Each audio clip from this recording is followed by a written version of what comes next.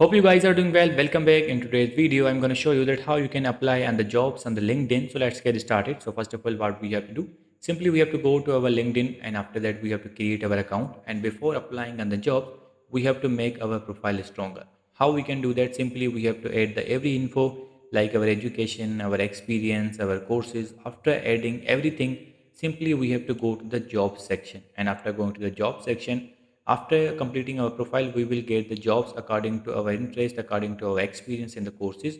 And if you want to search any kind of specific job, you can also do that. For example, I'm going to search the video editor job here, and then simply I'm going to clicking on this. As you can see, after clicking on this, you will be able to get a lot of jobs are provided here. You just have to choose that which one you want.